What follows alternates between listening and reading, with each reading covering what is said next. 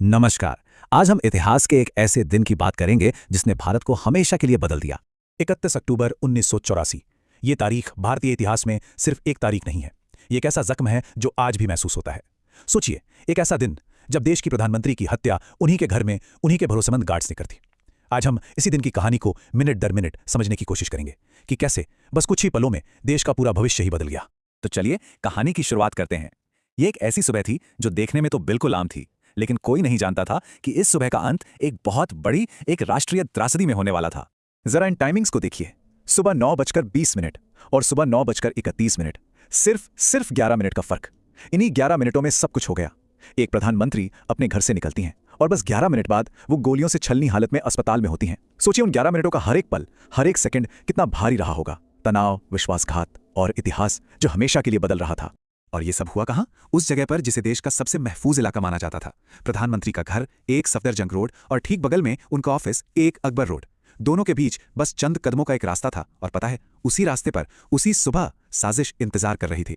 और साजिश करने वाले कोई और नहीं बल्कि उनके अपने ही दो बॉडीगार्ड्स थे, बेअंत सिंह और सतवंत सिंह। तो अब चलते हैं उस हमले से ठीक पहले के कुछ पलों में। वो पल जब छोटे छोटे बिल्कुल मामूली से फैसले एक भयानक कहानी की स्क्रिप्ट लिख रहे थे। उस सुबह इंदिरा गांधी अपने घर से दफ्तर की तरफ पैदल ही जा रही थीं। क्यों? क्योंकि उन्हें एक इंटरव्यू देना था मशहूर जर्नलिस्ट पीटर उस्तिनोव को। ये कोई लंबी चौड़ी दूरी नहीं थी, बस कुछ ही कदमों का रास्ता था। एक ऐसा रास्ता जिस पर वो न जाने कितनी ही बार चली होंगी, रोज की तरह। और यहीं पर एक ऐसा फैसला लिया गया जो बहुत घातक साबित हुआ। उस दिन इंदिरा गांधी ने अपनी बुलेट प्रूफ जैकेट नहीं पहनी थी। शायद उन्हें लगा होगा कि अरे, अपने घर के अंदर अपनी लोगों के बीच में इसकी क्या जरूरत है। लेकिन यही वो एक चूक थी जिसने उन्हें हमले के सामने बिल्कुल असुरक्षित बना दिया था। सोचकर भी अजीब लगता है कि वो आखिरी पल कितने ज्यादा नॉर्मल थे।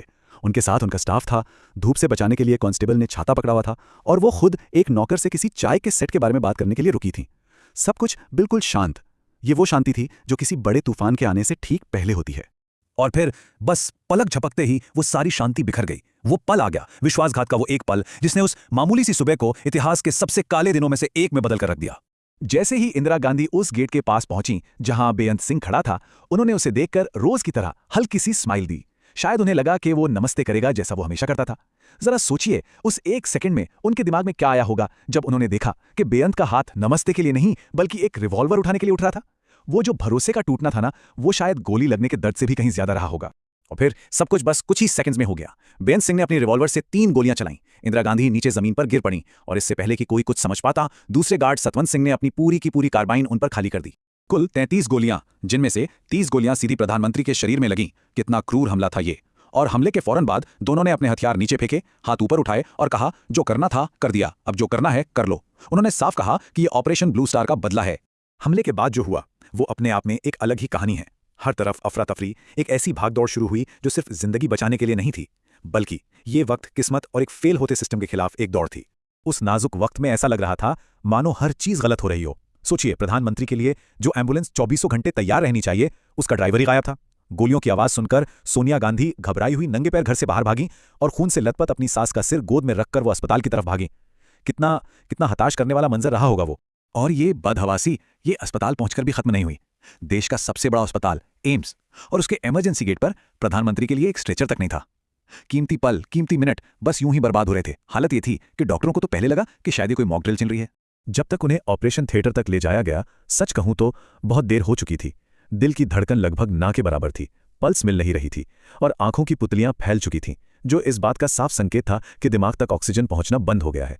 फिर भी 20 डॉक्टरों की एक टीम ने उन्हें बचाने की हर मुमकिन कोशिश की। 88 बोतल खून चढ़ाया गया, लेकिन शायद वो सब जानते थे कि ये एक हारी हुई लड़ाई है। तो एक तरफ जहां ऑपरेशन थिएटर के अंदर डॉक्टरों की जंग खत्म हो रही थी, वहीं बाहर पूरे देश के भविष्य को लेकर एक नई जंग की शुरुआत हो चुकी थी। ये एक युग का अंत था। और विडंबना देखिए, अपनी मौत से ठीक एक दिन पहले भुवनेश्वर में दिए एक भाषण में उन्होंने कहा था, जब मैं मरूंगी तो मेरे खून का हर कतरा भारत को मजबूत करेगा। किसने सोचा था कि ये शब्द इतनी जल्दी और इतने भयानक तरीके से सच हो जाएंगे? ये किसी भविष्यवाणी से कम नहीं लगता। एक तरफ तो डॉक्टर जान बचाने की जद्दोजहद कर रहे थे और दूसरी तरफ उसी अस्पताल की 8वीं मंजिल पर देश के बड़े बड़े नेता जमा हो रहे थे। अब उनकी चिंता सिर्फ इंदिरा गांधी को लेकर नहीं थी, उनकी चिंता पूरे देश को लेकर थी। उन्हें डर था, एक गहरा डर, कि जैसे ही ये खबर बाहर जाएगी पूरे देश में हिंसा की आग भड़क सकती है। और उनका ये डर सच साबित हुआ। जैसे ही दोपहर तक हत्या की खबर ऑफिशियल हुई और ये बात सामने आई कि हमलावर सिख थे, दिल्ली समेत देश के कई हिस्सों में बेकसूर सिखों के खिलाफ हिंसा की एक भयानक आग भड़क उठी।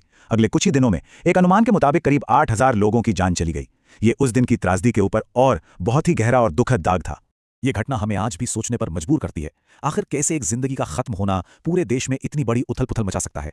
ये सिर्फ एक प्रधानमंत्री की हत्या नहीं थी, ये उस भरोसे का कत्ल था जो एक लीडर उसकी सुरक्षा के बीच होता है। ये एक ऐसी घटना थी जिसने भारत के सामाजिक ताने बाने पर ऐसे जख्म दिए जो शायद आज तक पूरी तरह से भर नहीं पाए हैं।